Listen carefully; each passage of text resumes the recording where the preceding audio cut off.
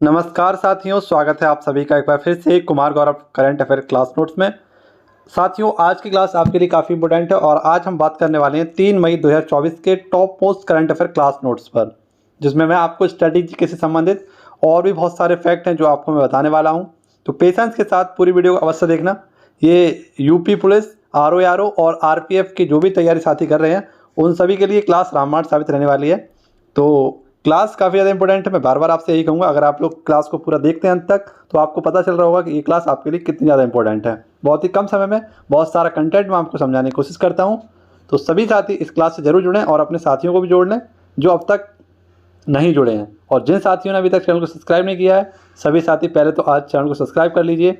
ठीक है, बहुत सारे साथी हैं जिन्होंने अभी तक चैनल सब्सक्राइब नहीं किया है। ठीक है, तो आज चैनल को सब्सक्राइब कर लीजिए सब लोग। ठीक है, चलिए पहले क्वेश्चन से शुरुआत करते हैं हम लोग। पहला क्वेश्चन आपकी स्क्रीन पर आपको दिख रहा होगा, टाइम की ग्लोबल एड टेक रैंकिंग 2024।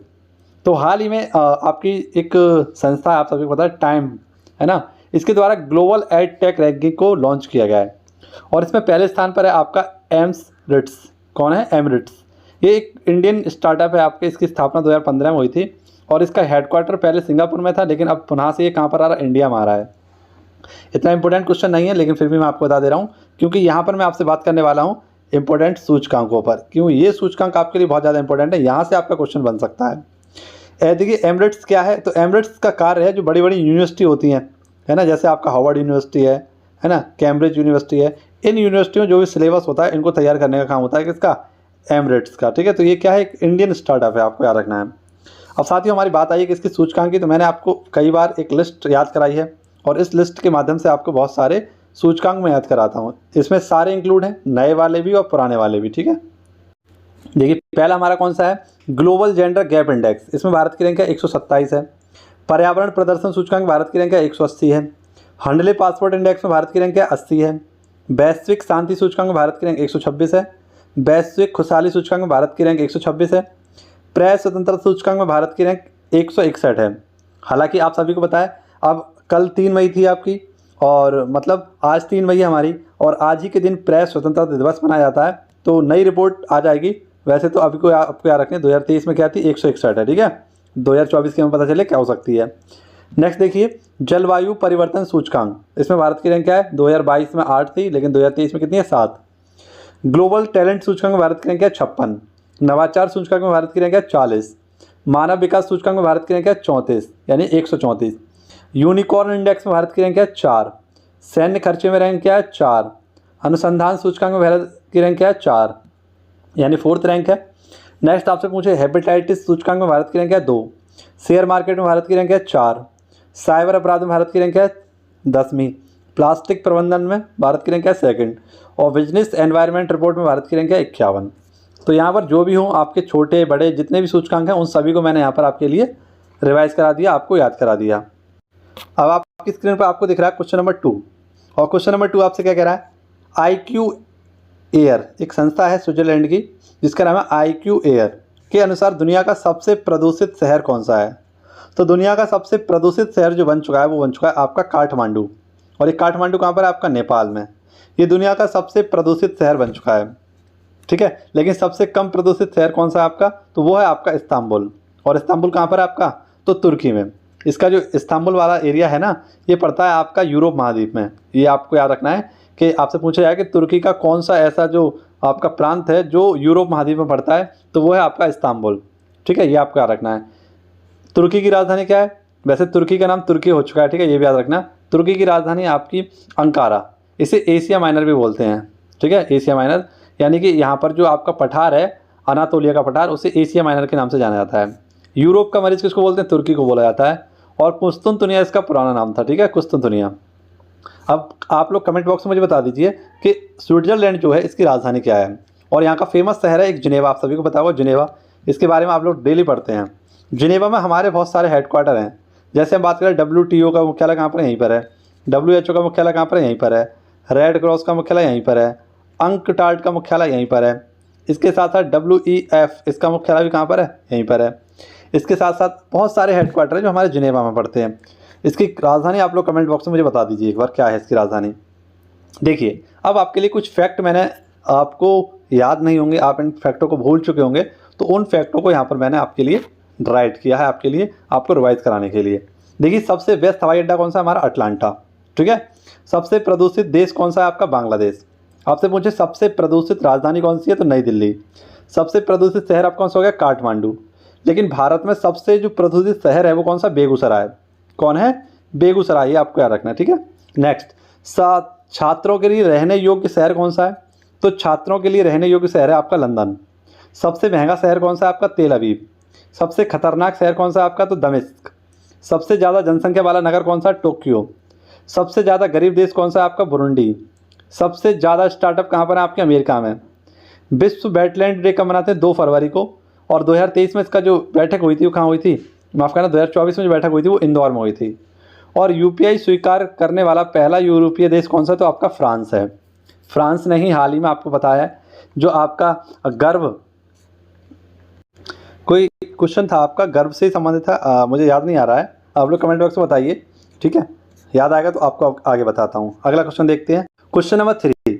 आज की जो क्लास है ना आपकी, उसमें आपको जीएसटी का टॉपिक बहुत अच्छे से कराने वाला हूँ मैं आपको, ठीक है। तो उसको आप जरूर पूरा देखना। जीएसटी का टॉपिक में मैंने आपको बहुत सारे क्वेश्चन बताने की कोशिश की है। पूरा 1 पेज का जीएसटी मैंने आपके लिए तैयार किया है, जिसमें आपके बहुत सारे क्वेश्चन क्लियर होने वाले हैं आज, ठीक है। तो उसको आप जरूर देख लेना। आगे आने वाला है वो क्वेश्चन आपका। देखिए पहला क्वेश्चन है, अब ये हमारा अगला क्वेश्चन है, कांके संतुरई। तो कांकेन संतुरई जो बंदरगाह है इसका नवीकरण परियोजना, कांकेनई जो आपकी बंदरगाह है ये एक्चुअली में है आपका श्रीलंका में। इसके नवीकरणीय और वित्तीय सहायता के लिए, है ना, नवीकरणीय और वित्तीय सहायता इसकी की जाएगी किसके द्वारा? भारत के द्वारा की जाएगी। आप सभी को बताया यहीं से नागपट्टनम बंदरगाह से कांकेते बंदरगाह के लिए आपकी क्या चलाई गई थी? क्रूज सेवा भी चलाई गई थी तमिलनाडु से श्रीलंका के लिए। तो इसका जो नवीकरणीकरण करेगा वो भारत के द्वारा किया जाएगा, यानी कि इसकी वित्तीय सहायता भारत करने वाला है। जैसा कि आपको बताया, मैंने आपको बताया हम्बनटोटा जो है वो श्रीलंका में है और ये किसके कब्जे में है? चीन के कब्जे में है। ऐसी त्रिकोणमाली ये भारत के कब्जे में है, लेकिन है कहाँ पर? श्रीलंका ही में है। ऐसी मंटाला, ये मंटाला भी कहाँ पर आपका? मटाला, ये भी आपका श्रीलंका में है। और भारत और रूस इस पर क्या करेगा?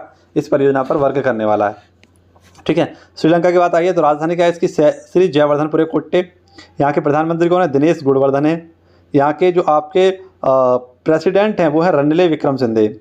और जाफना प्रायद्वीप कहाँ पर है? यहीं पर है। और एलिफेंटा दर्रा भी कहाँ पर? आपका श्रीलंका में ही है, ठीक है। ये दोनों पॉइंट भी आपको याद रखने हैं और ये इधर 3 पॉइंट आपको याद रखने हैं। अब बात आई है साथियों हमारी बंदरगाहों की। तो यहाँ पर आपके लिए कुछ फेमस से बंदरगाह हैं जो आपको याद करने हैं। आइए कराता हूँ आपको ये। देखिए साथियों, उस दिन मैंने आपको याद कराया था सितवे बंदरगाह। तो सितवे बंदरगाह ये कहाँ पर? आपका म्यांमार में, ठीक है। और इसका अधिकार किसने हासिल कर लिया? भारत ने हासिल कर लिया है। ऐसे आपसे पूछे कि दुक्कम कहाँ पर है? दुक्कम तो ये ओमान में है, सॉरी। चाबहार ये ईरान में है। ग्वादर बंदरगाह पाकिस्तान में है। कराची बंदरगाह पाकिस्तान में है। कांडला बंदरगाह गुजरात में है। और एक है जंजीरा गुजरात में है, माफ़ करना, जंजीरा कहाँ पर है? महाराष्ट्र में है। एकता ये आपका मालदीव में है। माले ये आपका मालदीव में है। कोको बंदरगाह ये आपका म्यांमार में है। हल्दिया बंदरगाह पश्चिम बंगाल में है। और चटगांव बंदरगाह ये आपका बांग्लादेश में है, ठीक है। अब हमारा है क्वेश्चन नंबर 4। क्वेश्चन नंबर 4 हमसे क्या कह रहा है? काफ़ी इंपॉर्टेंट क्वेश्चन है, ठीक है। संयुक्त राष्ट्र जनसंख्या और विकास आयोग, जिसे हम बोलते हैं CPD। CPD यानी commission of population and development, यानी कि संयुक्त राष्ट्र जनसंख्या और विकास आयोग कार्यक्रम के भारत का प्रतिनिधित्व किसने किया है? तो हाल ही में इसका एक कार्यक्रम हुआ है, यानी इसने एक प्रोग्राम आयोजित किया है और इसमें भारत की तरफ से जो आपके प्रतिनिधित्व करेंगे वो 3 महिलाएं करेंगी। एक है आपकी सुप्रिया दास, ये त्रिपुरा की हैं। एक है आपकी कुनकू हेमा, ये आंध्र प्रदेश की हैं। और एक है नीरू यादव, ये आपकी झुंझुनू राजस्थान की हैं, ठीक है। यहाँ पर प्रतिनिधित्व इनके द्वारा किया जाएगा। तो ये काफ़ी इंपॉर्टेंट क्वेश्चन है, आपसे पूछेगा निम्न में से किस महिला के द्वारा जो आपका UN जनसंख्या विकास आयोग है इसमें पार्टिसिपेट या प्रतिनिधि नहीं करेंगी? तो 3 ये करेंगी, जबकि एक किसी और का नाम रख के आपसे पूछ लेगा क्वेश्चन। अच्छा, जो आपका CPD है, CPD की जो स्थापना हुई थी वो 1946 में हुई थी और इसका मुख्यालय कहाँ पर? न्यूयॉर्क में है। इसकी 57वीं बैठक चल रही है और कहाँ पर हो रही थी? न्यूयॉर्क में। और इसी के तहत आपकी भारत की 3 महिलाएं सरपंच के रूप में यहाँ पर गई हैं, प्रतिनिधित्व इन्होंने किया है, ठीक है।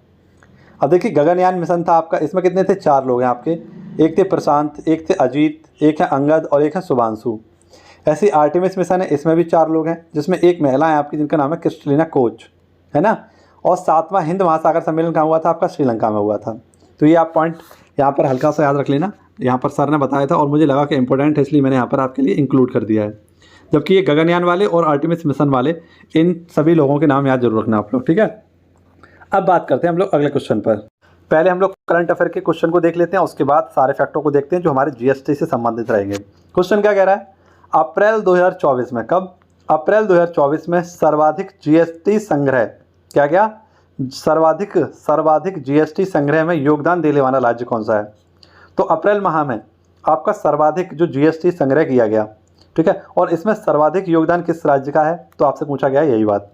तो पहले स्थान पर आपका महाराष्ट्र, सेकंड स्थान पर आपका कर्नाटक, थर्ड स्थान पर है गुजरात और फोर्थ स्थान पर अपना उत्तर प्रदेश, यानी हमारा उत्तर प्रदेश, उम्मीदों का प्रदेश उत्तर प्रदेश चौथे स्थान पर है। आप सभी को पता है, एक क्वेश्चन में अगर आपसे पूछूं कि क्षेत्रफल की दृष्टि से उत्तर प्रदेश का कौन सा स्थान है, ठीक है, जनसंख्या घनत्व में भारत उत्तर प्रदेश का कौन सा स्थान है, ये भी आपसे पूछा गया है।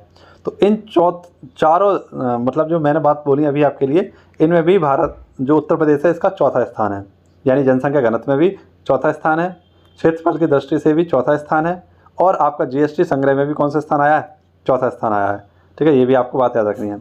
अच्छा, जो जीएसटी संग्रह था आपका, इसका कुल कलेक्शन कितना हुआ था अप्रैल 2024 में, तो 2.10 लाख करोड़, ये अब तक इतना कभी नहीं हुआ, एक ऐतिहासिक आंकड़ा है आपका, ठीक है, ऐतिहासिक आंकड़ा रहा है। और सर्वाधिक वृद्धि जो हुई है आपकी वो कहाँ पर हुई है, मिजोरम में हुई है। आप लोग कमेंट बॉक्स में बताइए महाराष्ट्र के सीएम कौन है, कर्नाटक के सीएम कौन है, गुजरात के सीएम कौन है, उत्तर प्रदेश के सीएम कौन है और आपके मिजोरम के सीएम कौन है। जो भी कमेंट बॉक्स में इसका आंसर मुझे बताएगा उसके लिए आज कुछ महत्वपूर्ण बात मैं आपको कमेंट बॉक्स में देने वाला हूँ, ठीक है, एक बेहतरीन सी लिंक आपको दूंगा जहाँ से आपको कुछ फ़ायदा होगा, ठीक है। तो देखता हूँ इन चारों के आंसर कौन करता है। अब देखिए जीएसटी से संबंधित आपके लिए कुछ महत्वपूर्ण बातें, जैसे जीएसटी एक जो है एक आपका अप्रत्यक्ष कर है, ये 17 करों का एक मिश्रण है और इसका जो मॉडल लिया है भारत ने वो कहाँ से लिया, कनाडा से। अगर मैं आपसे पूछूं कि जीएसटी सबसे पहले कहाँ लागू हुई थी, तो फ्रांस में लागू हुई थी, लेकिन भारत ने किसका मॉडल लिया है, तो कनाडा का मॉडल लिया है। और पूरे विश्व में भारत 161वां देश बन गया जिसने जीएसटी को लागू किया है। इसने कैसे लागू किया, तो संशोधन करना पड़ता है किसी भी चीज़ को संवैधानिक बनाने के लिए। तो 101वां संविधान संशोधन किया गया भारत के संविधान में 2017 में, और ये कौन सा 122वां बिल था भारतीय संविधान में। सिफारिश किसकी थी, तो विजय केलकर समिति की सिफारिश पर जीएसटी को लाया गया था। और पहला राज्य कौन सा था जिसने जीएसटी को लागू किया, तो वो था अपना असम। जीएसटी की कौन कौन सी दरें हैं, तो 0% है, 5% है, 12% है, 18% है और 28% है, ठीक है। अब आपको पता है 2016 में जीएसटी काउंसिल गठित की गई, और जीएसटी काउंसिल ये आर्टिकल 279A में है। जीएसटी काउंसिल में कुल 31 सदस्य होते हैं जिनमें इसका अध्यक्ष कौन होता है, वित्त मंत्री होता है। और जीएसटी कौन से आर्टिकल में, तो 279 में है, जबकि जीएसटी काउंसिल पूछे आपके तो 279A में है, ठीक है। जीएसटी के कितने टाइप होते हैं, तो सीजीएसटी, एसजीएसटी, आईजीएसटी और यूजीएसटी, ठीक है, ये आपका रखना है। अच्छा, एक क्वेश्चन पूछा हुआ है जो मैंने आपके लिए यहाँ पर लिखा है कि जीएसटी चोरी करने पर कितने साल तक की सज़ा मिलती है। ऑप्शन मिलता है 2 साल, 3 साल, 4 साल, 5 साल। तो इसका सही आंसर हो जाता है 5 साल। जीएसटी अगर कोई व्यक्ति चोरी करता है तो उसको 5 साल की सज़ा मिलती है। जैसे आप फ्रिज लेने जाते हैं, मान लीजिए आप फ्रिज लेने गए, आपका फ्रिज जब वो था, मान लीजिए आपका फ्रिज था 25,000 रुपये का, ठीक है, तो 25,000 पे जो आपका टैक्स लगा, यानी जो आपकी जीएसटी लगी, वो लगभग आपकी 3500 रुपये की लग जाएगी, यानी 28,500 रुपये का आपको एक फ्रिज पड़ेगा अगर आप जीएसटी का बिल लगाकर इसको लेते हैं। अगर मान लीजिए दुकानदार ने क्या किया, आपसे तो 28,000 रुपये ले लिए, पूरे 28,500, और जीएसटी बिल आपको नहीं दिया, तो ये क्या हो गया, जीएसटी की चोरी हो गई। और जीएसटी की चोरी करने पर अगर पता चलता है तो दुकानदार को लगभग 5 साल की सज़ा हो सकती है। जीएसटी के ब्रांड एम्बेसडर कौन है, तो वह है अमिताभ बच्चन। पेट्रोल, डीजल, महंगी गाड़ियों, लग्जरी सेवाओं पर जीएसटी दर्ज होती है वो काफ़ी ज़्यादा होती है, ठीक है, ये अत्यधिक होती है। तो ये जीएसटी से संबंधित कुछ फैक्ट थे आपके, ठीक है। अब जब भी हमारे पास जीएसटी आएगा हम जीएसटी का बहुत ही अच्छा रिवीजन करेंगे। अगर आप लोग भी चाहते हैं अच्छा सा रिवीजन करने के लिए तो इसका स्क्रीनशॉट ले लीजिए या अपनी कॉपी पर इसको लिख लीजिए। ऐसे फैक्ट आपको किसी भी बुक में, यानी इतने शॉर्ट माध्यम से नहीं मिलेंगे, और इतने कम समय में कोई आपको इतना अच्छा रिवीजन भी नहीं कराएगा, आई थिंक। तो चलिए आगे देखते हैं अगला क्वेश्चन हमारा क्या कह रहा है। क्वेश्चन हमारा, इस क्वेश्चन में भी इंपॉर्टेंट हमारे फैक्ट रहेंगे। पूछा गया है लंबी दूरी की पनडुब्बी रोधी मिसाइल प्रणाली। तो लंबी दूरी की पनडुब्बी रोधी मिसाइल प्रणाली है आपकी, इसका नाम है स्मार्ट, SMART। इसकी फुल फॉर्म है submarine missile assisted related torpedo. यानी आप सभी पता है टॉर्पीडो क्या होता है, यानी एक ऐसा मिसाइल जो पानी के अंदर चलता है, ठीक है। तो ये आपको याद रखना है। इसका सफल परीक्षण जो किया गया है वो APJ अब्दुल कलाम द्वीप उड़ीसा से किया गया है। और इसको लॉन्च कहाँ से किया गया, तो माफ़ करना, इसको लॉन्च कहाँ से किया गया, इसका परीक्षण कहाँ से किया गया, तो एपीजे अब्दुल कलाम से। और लॉन्च किसके द्वारा किया गया, डीआरडीओ के द्वारा, defence research and development organisation बलस्थ मूलम विज्ञानम इसका ध्येयवाक्य है। इसकी स्थापना 1 जनवरी 1958 को की गई थी। इसका मुख्यालय नई दिल्ली में है और वर्तमान में इसके हेड हैं समीर वी कामत। कौन है, समीर वी कामत। हाल ही में डीआरडीओ के द्वारा एक असॉल्ट राइफल बनाई गई थी जिसका नाम था उग्रम, इसको नाम याद रखना। इसके साथ साथ एक रिवॉल्वर बनाई गई थी जिसका नाम था प्रबल। ठीक है, जैसे कि मैंने आपके लिए इंक्लूड किए हैं यहाँ पर क्वेश्चन में, सुरक्षा उपकरण कौन कौन से देख लीजिए एक बार, रिवाइज कर। जैसे आपसे पूछे एगला एस, एगला एस क्या है, तो man portable air defence system है आपका एगला एस। ऐसे आपसे पूछे समर क्या है, तो एयर डिफेंस सिस्टम है आपका। ठीक है, आकाश मिसाइल इसमें लगी हुई है। वरुणास्त्र आपसे पूछे क्या है, तो हैवी वेट टॉर्पीडो है। 4S400 ये क्या है, ड्राइम्फ, ये रूस का एयर डिफेंस सिस्टम है। आयरन डोम ये इजराइल का डिफेंस सिस्टम है। इंद्रजाल ये भारत का। प्रबल क्या है आपकी, एक रिवॉल्वर है। और उग्रम क्या है, एक आपका असॉल्ट राइफल है। हाल ही में जो यूपीएससी सीडीएस की परीक्षा जो हुई थी उसमें एक क्वेश्चन पूछा गया था उग्रम के बारे में। ठीक है, तो इनसे भी आपका क्वेश्चन बन सकता है आई थिंक, क्योंकि यहाँ पर एगला एस बहुत इंपॉर्टेंट है आपके लिए। अगर आपको नहीं दिख रहा है तो एक बार याद कर लीजिए, एगला एस, इसका संबंध क्या है, man portable air defence system से है। ठीक है, अब एक और क्वेश्चन आपके सामने ज़बरदस्त है। इसमें हम लोग झारखंड से संबंधित सारे फैक्टों को देखेंगे। पहले क्वेश्चन देखते हैं हमारा क्या है। क्वेश्चन हमसे कह रहा है राष्ट्रीय महिला हॉकी लीग 2024, राष्ट्रीय महिला हॉकी लीग 2024, इसका ये पहला संस्करण है इसलिए ज़्यादा इंपॉर्टेंट है। इसका आयोजन जो हुआ है रांची झारखंड में हुआ है। इसमें कुल टीम कितनी होंगी आपकी, तो 8 होंगी। और इसके कोच कौन है राष्ट्रीय महिला हॉकी टीम के, तो वो है हरेंद्र सिंह। राष्ट्रीय महिला हॉकी जो आपकी संघ है इसके अध्यक्ष कौन है, तो दिलीप टर्की हैं। और बेस्ट मेल प्लेयर कौन बने हॉकी के हाल ही में, तो हार्दिक सिंह बने हैं। और बेस्ट फीमेल प्लेयर कौन बनी हॉकी की, तो वो है सलीमा टेटे। तो ये फैक्ट आपको हॉकी से संबंधित याद रखने हैं। अब जो आपका राष्ट्रीय महिला लीग होने वाली, मैंने बताया कहाँ होने वाली है, झारखंड होने वाली है। झारखंड की राजधानी क्या है, रांची है। और झारखंड के नए सीएम कौन बने हाल ही में, चंपई सोरेन। कौन बने थे, चंपई सोरेन। गवर्नर कौन है यहाँ के, सीपी राधाकृष्णन। यहाँ की लोकसभा सीटें हैं 14, राज्यसभा सीटें हैं यहाँ की 6। ठीक है, और विधानसभा सीटें हैं यहाँ की कितनी, 82। ये भी आपका रखना है। यहाँ की उपराजधानी क्या है, तो वो है दुमका, यानी झारखंड की उपराजधानी क्या है, दुमका। नेक्स्ट आपसे पूछे झारखंड की स्थापना कब हुई थी, तो 15 नवंबर सन 2000 को हुई थी। यहाँ के पहले सीएम कौन थे, बाबूलाल मरांडी। और पहले आपके गवर्नर कौन थे, प्रभात कुमार। यहाँ की प्रमुख नदी कौन सी है, तो दामोदर नदी है। यहाँ का राजकीय पशु कौन सा है, हाथी। राजकीय पक्षी कौन सा है, कोयल। पुष्प कौन सा है, पलाश। और वृक्ष कौन सा है, साल वृक्ष। ठीक है, तो ये सारे फैक्ट आपको याद रखने हैं किससे, हमारे झारखंड से। ये झारखंड आपके लिए काफ़ी इंपॉर्टेंट रहेगा, आपको नंबर दिला सकता है। लोकसभा सीटें याद कर लीजिए, राज्यसभा सीटें याद कर लीजिए, क्योंकि लोकसभा के आपके चुनाव हो रहे हैं तो यहाँ से क्वेश्चन आपसे पूछा जा सकता है। और जितने भी मेरे साथी हैं आर वाले, वो तो एक बार सभी लोकसभा सीटें और राज्यसभा सीटें, विधानसभा सीटें, इनको धीरे धीरे करके याद कर लीजिए। ठीक है, आप दिन में लगभग 5 राज्यों को याद करिए और धीरे धीरे करके आपको सारे राज्यों की लोकसभा सीटें, राज्यसभा सीटें याद होने लगेंगी। किसी दिन मुझे समय मिलेगा तो ट्रिक के माध्यम से आपको सारी की सारी लोकसभा और राज्यसभा सीटें याद करा दूंगा। तो जो भी साथी राज्यसभा और लोकसभा सीटें अगर याद करना चाहते हैं ट्रिक के माध्यम से, तो कमेंट बॉक्स में मुझे बता देना। ठीक है, तो मैं आपको क्या करूंगा, सारी चीज़ें याद करा दूंगा। चलिए क्वेश्चन नंबर 10 देखते हैं हमारा। नौसेना स्टाफ के उपाध्यक्ष, नौसेना आप सभी को पता है नौसेना के उपाध्यक्ष हाल ही में कौन बने हैं, तो नौसेना स्टाफ के उपाध्यक्ष बने आपके कृष्णा स्वामीनाथन। कृष्णा स्वामीनाथन आप सभी को याद रहना चाहिए। हाल ही में नौसेना के नए अध्यक्ष बने थे दिनेश कुमार त्रिपाठी। और नौसेना दिवस का मनाते हैं हम लोग 4 दिसंबर को मनाते हैं। अब आपसे पूछिए एयरफोर्स के अध्यक्ष कौन है वर्तमान में, BR चौधरी हैं। आर्मी हेड कौन है हमारे, मनोज पांडे हैं। सेकंड CDS कौन है, अनिल चौहान है। और BSF के अध्यक्ष कौन है, नितिन अग्रवाल हैं। क्या हम लोग इतने में मान जाएंगे, इतने में हम सवार नहीं करने वाले हैं। अभी हम बहुत सारे हमारे डिफेंस से संबंधित जो अध्यक्ष हैं उनको देखेंगे। ठीक है, चलिए स्टार्ट करें। SSB के हेड कौन है हमारे, तो SSB की हाल ही पहली महिला अध्यक्ष बनी है रश्मि शुक्ला। BSF के अध्यक्ष कौन है, नितिन अग्रवाल। CRPF के अध्यक्ष कौन है, SS थाउसोल। CISF के अध्यक्ष कौन है, सील वर्धन। NSG के कौन है, MA गणपति। SPG के अध्यक्ष कौन है, आलोक शर्मा। ITBP के अध्यक्ष कौन है, अनीश दयाल। NCC के हेड कौन है, गुरमीत पाल सिंह। NDRF के हेड कौन है, तो अतुल करवाल। RPF के अध्यक्ष कौन है, मनोज यादव। और आपके असम राइफल के अध्यक्ष कौन है, तो वह हैं आपके प्रदीप चंदन नैयर। कौन है, प्रदीप चंदन नैयर। आगे देखते हैं हमारे कुछ और अध्यक्ष हैं। जैसे आपसे पूछे BCC के अध्यक्ष कौन है, समीर शाह। सेबी के अध्यक्ष कौन है, तो वो है आपकी माधवीपुरी बुच। CBDT के अध्यक्ष कौन है, नितिन गुप्ता। NDDB इसके अध्यक्ष कौन है, तो वे हैं आपके मनीष शाह। ट्राई के अध्यक्ष कौन है, PD वगैरह। लेकिन ट्राई के अध्यक्ष नए बन चुके हैं, यहाँ पर याद रख लेना, ये हैं आपके अनिल लाहौटी। ठीक है, अनिल लाहौटी आपके ट्राई के नए अध्यक्ष बन चुके हैं। यहाँ पर इसको करेक्शन कर लीजिए, अभी हाल ही में चेंज हुए थे इसलिए इसको मैं चेंज नहीं कर पाया हूँ। उड़ाई के सीईओ कौन है आपके, तो अमित अग्रवाल हैं। ठीक है। एनटीपीसी के अध्यक्ष कौन है, तो वो हैं आपके गुरमीत सिंह। ओएनजीसी के अध्यक्ष कौन है, तो अरुण कुमार सिंह।